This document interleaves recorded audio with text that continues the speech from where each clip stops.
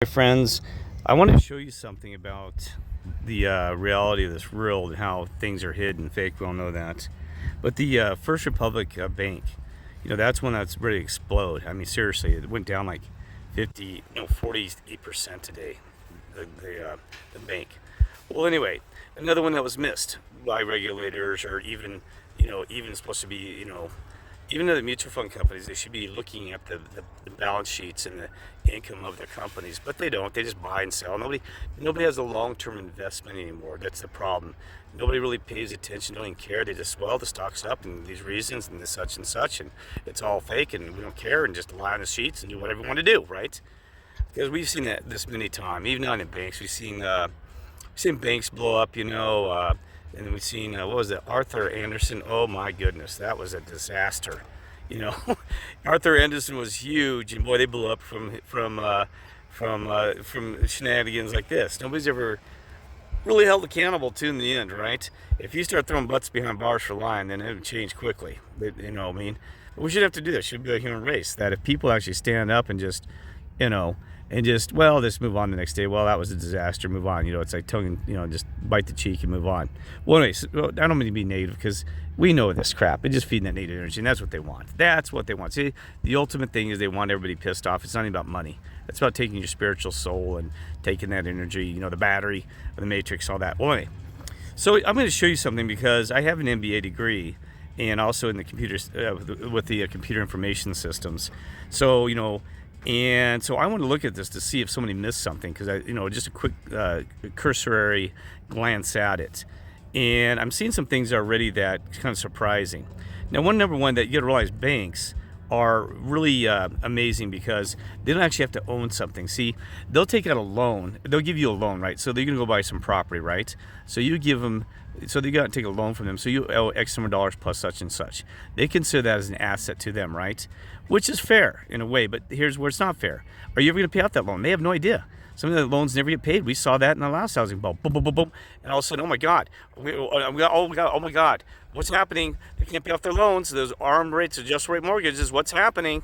We still got the property. No, you don't. Oh, the properties are dropping in value. What's happening? See, because the bank then says that they can have rights to the property, right? But anyway, because that's part of your agreement is if you don't pay off. But there's a lot of others on that creditor list, right? First one, you should have access to the right to sell that property in case you do. But boy, I tell you what, it's got to be a fire sale on the property too, because they can't hold it every day. They hold it, they're losing money. And number two, so what I'm seeing is it's all called intangible or just fake asset. It's like, if you can't, like for example, if I sold me my Suburban, which is actually a piece of garbage, but I said, it's worth, $100,000 because they say the property of this thing and the value of this vehicle. But I go out to take the loan on it, right? And I'm driving around because that's my house, my property, right? And driving around. I take this $100,000 loan from the bank, and all of a sudden, boy, I can't make the payment. Oh, I'm sorry, bank. Guess what? So they come repo the car, but guess what? It is worthless. $500. Like, oh my God, $500. What's happening? So they say you can't really consider it an asset. Is the car really an asset to the bank? No. And what happens if the car gets crashed and falls off a cliff? That's homeowners insurance stuff. You know what I mean? Where you flip away. Not to go there. So the banks by default don't really have any assets. They just nothing. They're holding nothing. It's paper. It's junk. It's just kind of like everything else. It's like your dollar bill is worthless. It's worth a piece of paper. It's toilet paper. So the fact that they can actually claim that it's called net asset value. And they hide it really well in this. I can't even find a clear saying net asset value on purpose. See, they kind of hide some stuff because their net asset value, would be zero. Meaning, what could we do if the thing went bankrupt right now? They own property that's of value. They don't own buildings. Yes, maybe those are tangible assets that you could sell and make something off of. But these loans, God, they're worthless. They are worthless. So there's the issue, right? Who wants to buy just a piece of paper, right? But people all do the time. You own physical silver and gold? No. Well, you got a piece of paper. So anyway, so I'm gonna move on here because it's getting late. But I want to show you this. And I really don't care, but I do care because it's interesting now that looking back at this whole spiritual world and everything, like all the lies and deceptions, right? Anyway, so here you're gonna love this.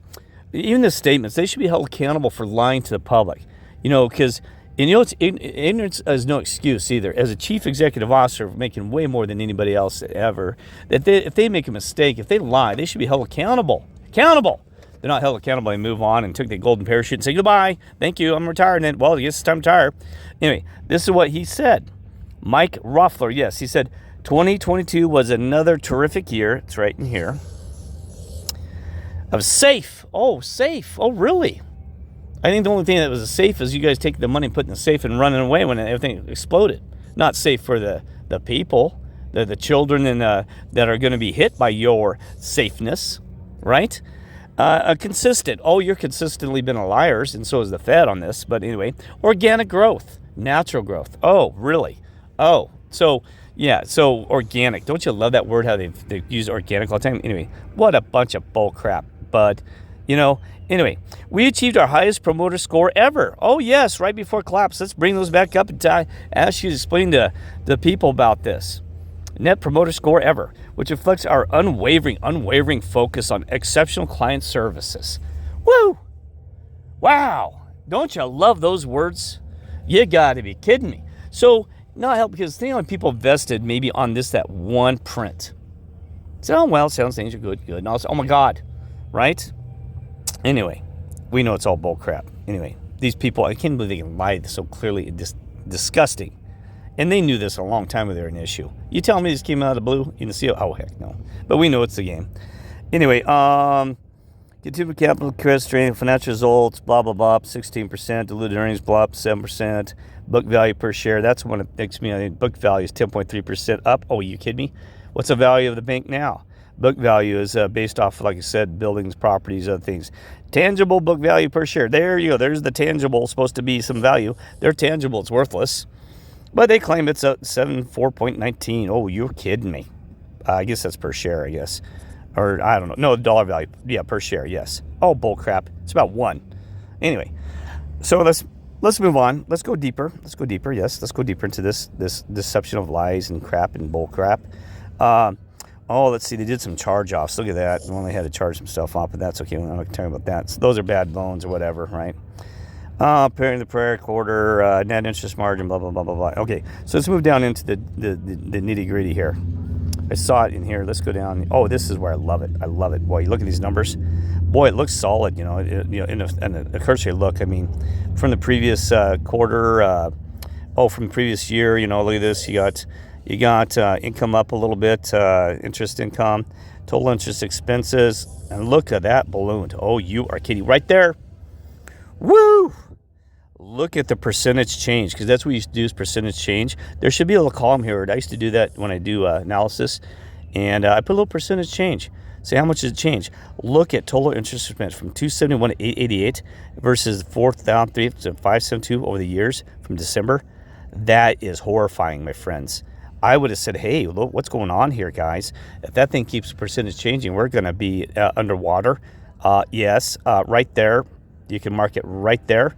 Total interest expenses, obvious. Obvious. Why isn't somebody saying something? All right. So now so let's move on. So total, yeah, there we go. There's part of it. No, from provision of credit losses, that doesn't look like much change.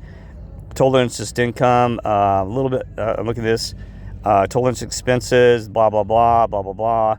Price per common share, blah, blah, blah, blah, blah, blah. Weighted average, basic, diluted, whatever. Okay, so there's your income statement. It's already a flag. Oh, balance sheets. Okay, now balance sheets. You got to love this. Are they balanced? Can they? Yeah. Well, let's see here. Let's take a look at this. What are our things we got? December 31st, 2021, 22. So there's 3 years in their balance sheets. Okay, all right. Let's see if we can look at anything offhand real quick. We see that total assets are up. And you notice this whole assets come, you don't really see property. Nothing's owned. It's single home, family, home equity line loans. These are all loans. Investment, life insurance, tax credits, premise, goodwill, intangible. This is the one that pisses me off. Excuse my language. Didn't mean cuss. This goodwill is nothing. They could throw any number there because it's whatever you think. Goodwill is just, well, we're a good company. So, and the customers, we have a customer base. So we can make that number up. Yes, they make that number up all the time. It's called the BS one. Other assets. Okay, so their assets are, okay, they moved this way a little bit there, okay. Now let's look at the liabilities. Now, see, and let's look at the liabilities. Let's see the liabilities here. We're looking at total deposits. These are liabilities, 16,174. There's not a huge. I'm looking for anything that's swelling on my eyes real quickly. A certificate of deposits has moved really high here. That one there, the 25 to 15, that's a massive move. Money market and savings, that's about the same. So it all was on the certificate of deposits. Short-term loans, boom, boom. Long-term subordinate loans, blah, blah, blah, blah, blah, blah. So overall, the liabilities, I have to look at it harder because I'm just taking Claire's going to look at the percentage change and stuff like that. I don't see anything glaring, but you know, it's their liabilities. That's the liabilities. There's got to be something nasty in there, because that's, you know, how much you owe. God, where is it? Total deposits, short-term advances. Yeah, you know, I don't see enough subordinate. I'm not seeing it clearly. Why? I don't know. Other liabilities. Well, I don't know. Okay. 191-875-65-75-85-85. So yeah, actually, I'm not sure. But shareholder equity, this is the one. I'm gonna have to think about that one. But anyway, doesn't matter. Okay, now this one that's funny is the shareholder equity. This is how much if they paid out right now is. It's bad. It's bad. Shareholders equity is preferred stock. Those are 6 additional paid capital, 10 assets, whatever. Total shares equity. So anyway, total. Yeah, it's bad. Total equity is right there. That's the number you could get if everything was sold fairly. Right there, divided by number of shares outstanding, which we don't know, but you can figure out number of shares outstanding, and then that'd be how much that you get. Remember, preferred stock, don't you can get it? Preferred stock, they get paid off before you. But even to be honest with you, it is worthless in preferred. Oh my God, I used to buy. I actually got preferred stock a few times over the years when I was trading, and I thought, oh yes, I'm good to go. And all of a sudden, oh wait a minute, because even the stocks, the shareholders get nothing. Zero. They're last in line. So you're a preferred stockholder. You're in front of other shareholders, but you get zero. All the creditors get before you. So it's a mess. Anyway, that's my analysis. It's bullcrap. Anyway, bank failures will continue. Well, I'm waiting for the one overseas. Another one. You're going to know this is happening. We might have to wait till August. Who knows? Other banks are. There's a lot more, folks. Anyway, take care, be safe, and God bless.